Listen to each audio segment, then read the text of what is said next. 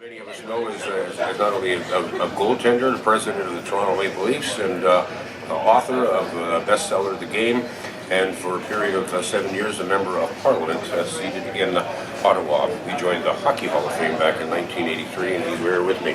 Nice to see you. Congratulations on your induction today. Thanks a lot. I think one of the last times that you and I spoke was the day before they closed Maple Leaf Gardens. It was in the morning show. We did the broadcast from Maple Leaf Gardens that morning.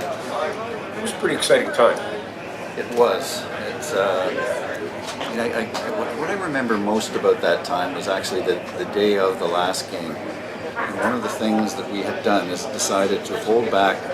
It was 1,100 greys, so there were 550 pairs of greys, and that we had a national lottery.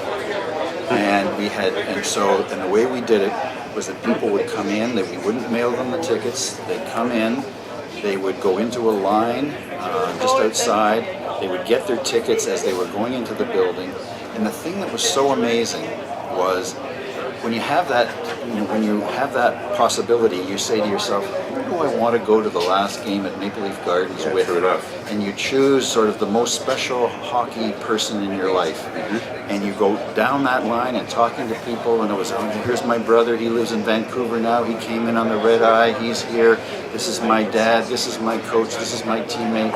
One after another had a great story about why they were there with that person, and that's what the Gardens did. And there were probably a lot of guys who ended up taking their brother or their best friend and then end up having to pay for a very expensive vacation for their wife.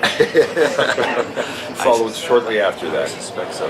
You began your career in college, at least at Cornell, where you were NCAA champions back in 1967, and then you went to the Canadiens in 71. In the latter part of the year, 6 starts as a goaltender, 1.65 goals against average. Then came the playoffs, and you became the starter. That's a little daunting.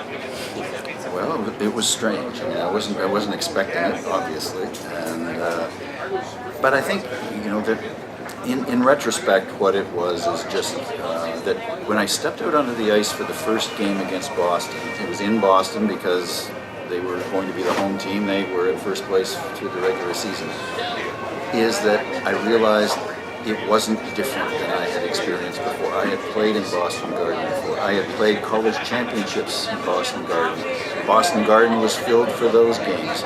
14,000 college kids sound like 14,000 Bruins fans. Yeah. And all of a sudden, instead of it being a totally different experience that I wasn't ready for, maybe I've actually been here before, and so it wasn't as daunting as it seemed. Sure, I would imagine so.